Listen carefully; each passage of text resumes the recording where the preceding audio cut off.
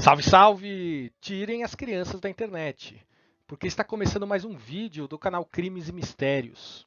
O meu nome é Gabriel e sejam muito bem-vindos de volta. E hoje a gente vai falar sobre o caso Joshua Maddox, a história de um caso oficialmente solucionado, mas que ainda gera muita controvérsia até os dias de hoje. Vamos aos fatos.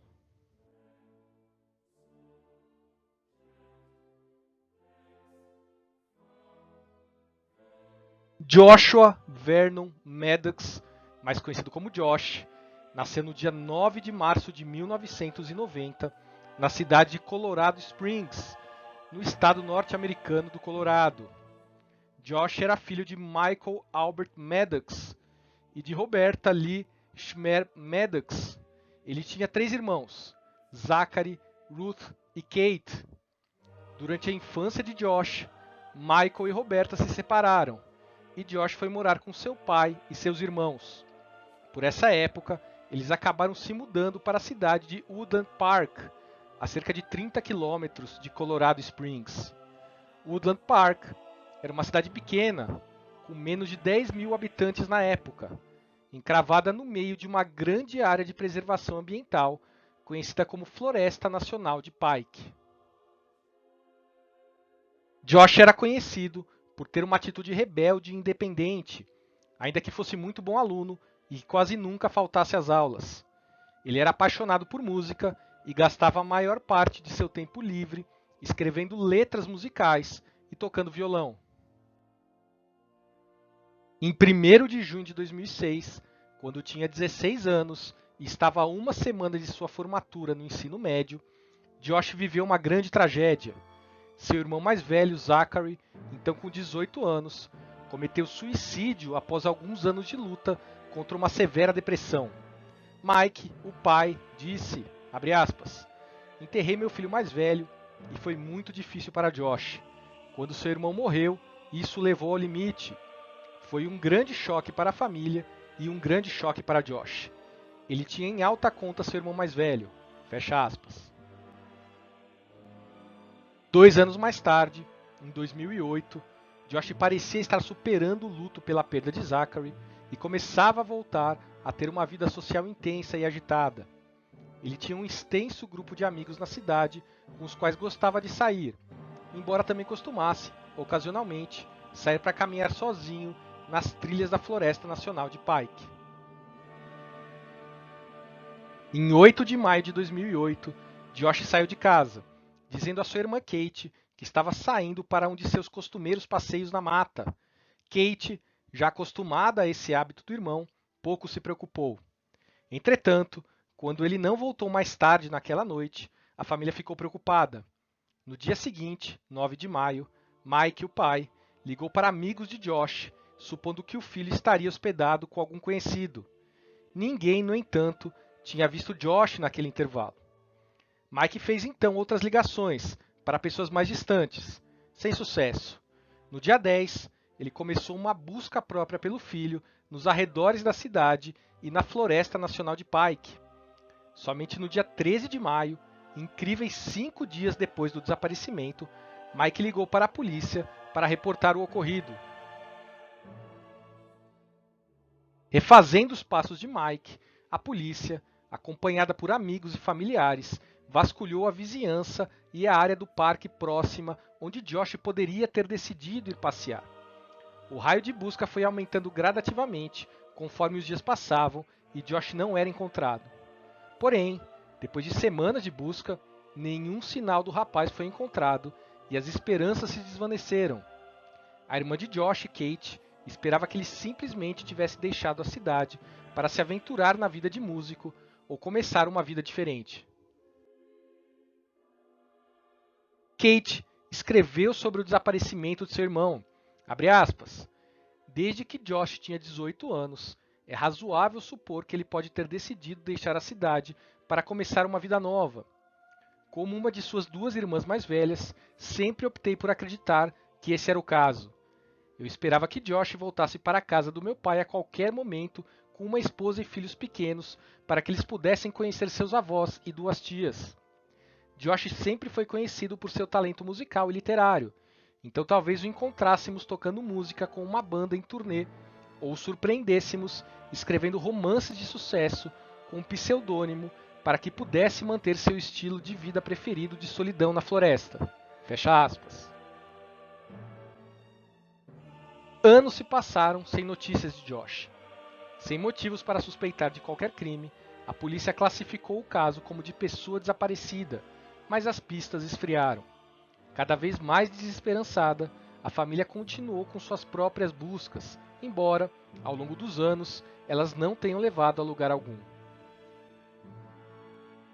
Em 2015, um homem de nome Chuck Murphy, de 80 anos, um construtor de Colorado Springs, decidiu demolir sua velha cabana de madeira, construída em uma região conhecida como Meadowlark Lane, em meio à densa mata da Floresta Nacional de Pike.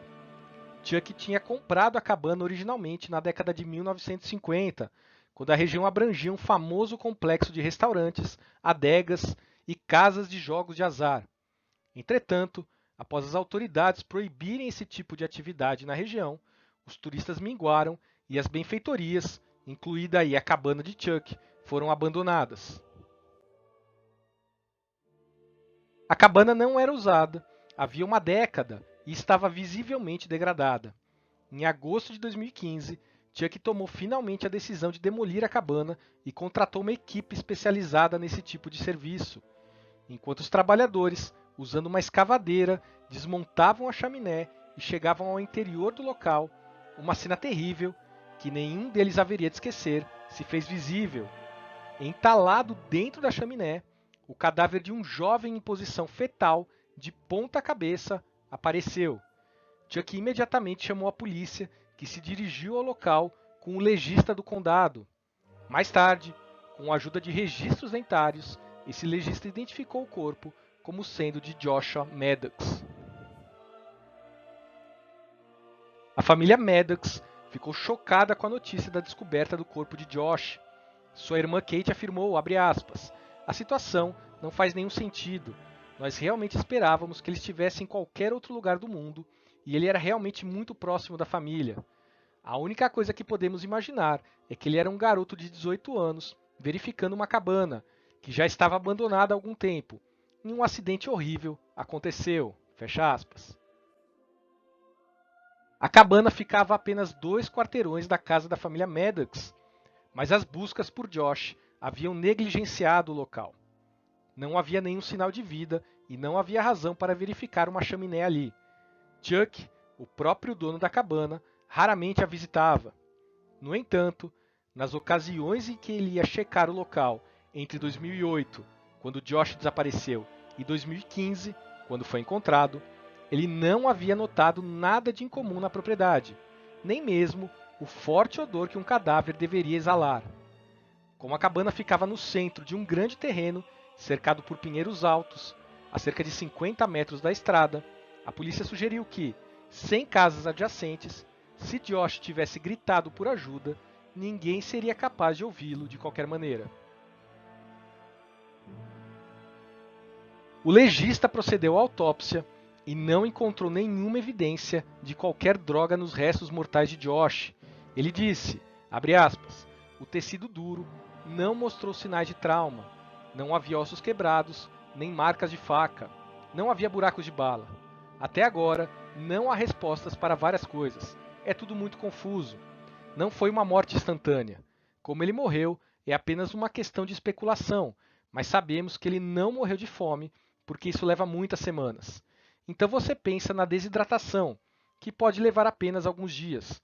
Outra hipótese seria a hipotermia, que pode demorar 1 ou 2 dias. Fecha aspas. Em 28 de setembro de 2015, o legista emitiu um laudo de morte acidental. Ele especulou que Josh havia escalado a chaminé e ficado preso na alvenaria. A posição de Josh na chaminé, segundo o laudo, parecia ter sido um ato voluntário para obter acesso. O legista concluiu que a causa mais provável da morte foi mesmo a hipotermia, já que a temperatura na época de seu desaparecimento, entre 8 e 10 de maio de 2008, havia caído para quase 7 graus Celsius negativos. Tudo poderia ter sido encarado como um trágico acidente, não fossem algumas discrepâncias alarmantes. Chuck, o proprietário da cabana, afirmou que a chaminé era dotada de uma tampa metálica que havia sido chumbada junto à abertura, com o intuito de impedir que animais e detritos se alojassem dentro da chaminé ou adentrassem a própria cabana. Teria sido impossível a uma pessoa sozinha, sem qualquer máquina ou equipamento, ter removido a tampa por sua conta própria. A alegação foi respaldada pela equipe que trabalhou na demolição, mas a polícia afirmou que a tampa não constava nas fotos do local tirada pela perícia. Chuck respondeu que, durante a demolição, toda a metalurgia foi recolhida e levada para a sucata, o que explicaria por que a tampa não foi claramente identificada pela equipe forense. Abre aspas para ele. Eles estavam recolhendo todo o aço, cantoneiras de ferro e outras coisas como parte da demolição. Eles não tinham ideia de que a tampa tinha qualquer significado. Fecha aspas. Não foi apenas o caso da tampa que causou dúvidas.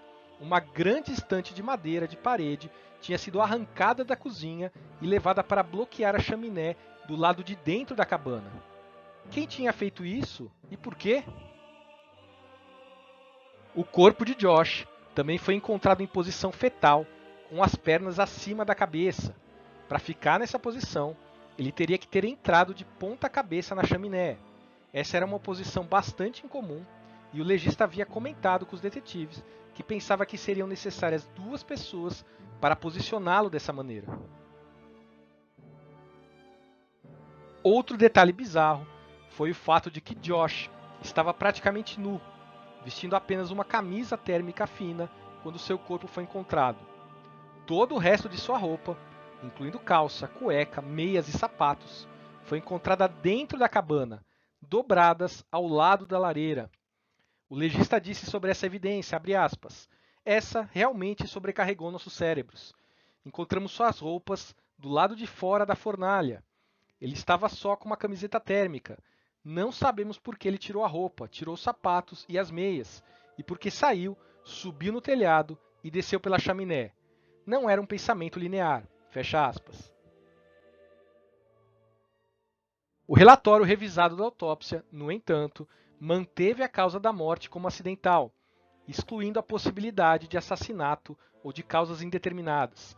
O legista disse: encontramos a explicação mais plausível e continuará sendo um acidente.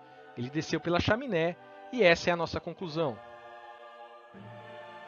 Entretanto, a polícia continuou recebendo várias denúncias anônimas, sugerindo pistas e citando suspeitos que teriam se gabado de ter matado Josh. A denúncia que mais chamou a atenção foi a de um rapaz que, ainda em 2015, informou ter conhecido na escola um, abre aspas, hippie, magrelo e idiota chamado Andy, fecha aspas, que, segundo ele, tocava guitarra em uma banda. Um ano ou mais depois de ambos terem se formado, Andy começou a sair com Josh, que, em seguida, desapareceu. Andy então teria se gabado de ter colocado Josh em um buraco. A polícia, porém, nunca investigou essa pista. Detetives disseram que não era possível rastrear os passos de Andy em 2015, além de alegarem que teria sido impossível uma pessoa sozinha ter colocado Josh naquela posição dentro da chaminé. Andy, cujo nome completo era Andrew Richard Newman, teve, depois disso, uma extensa carreira criminal. Ele foi visto, por exemplo, bebendo em um bar com um cuidador de um idoso deficiente, que o convidou para ir à casa do idoso após o bar. Em algum momento, o cuidador foi ao banheiro e, quando retornou, encontrou o homem com deficiência esfaqueado até a morte. Andy havia sumido. Mais tarde, Andy foi preso por esse crime, quando então, voluntariamente confessou ter matado uma mulher na cidade de Taos, no Novo México, e ter enfiado o corpo dela em um barril. De fato, o cadáver de uma mulher em um barril tinha sido encontrado meses antes pela Polícia Estadual do Novo México, mas um homem já tinha sido preso acusado do crime, e as autoridades se recusaram a reabrir as investigações. Andy atualmente cumpre pena em uma prisão estadual. Não se sabe se ele apenas se gabou das mortes de Josh e da mulher de Taos, ou se realmente cometeu os crimes. A família sustenta até hoje que se tratou de um assassinato e luta para que o caso seja reaberto. A polícia discorda. Chuck, o proprietário da cabana, deu seu veredito. Abre aspas. É um verdadeiro enigma, uma história trágica e terrível. Só sei que ele não desceu por aquela chaminé. Como ele chegou lá, eu não sei, e nem por quê. Acho que continuará sendo um mistério, uma daquelas histórias tristes. Fecha aspas. E de fato é um mistério, e dos mais tristes. Bom, pessoal, esse foi o caso de hoje. Espero que vocês tenham achado tão misterioso e instigante como eu achei. Domingo que vem vamos trazer mais um caso inédito. Assistam e divulguem. Até lá, um grande abraço e muito obrigado por acompanharem o canal.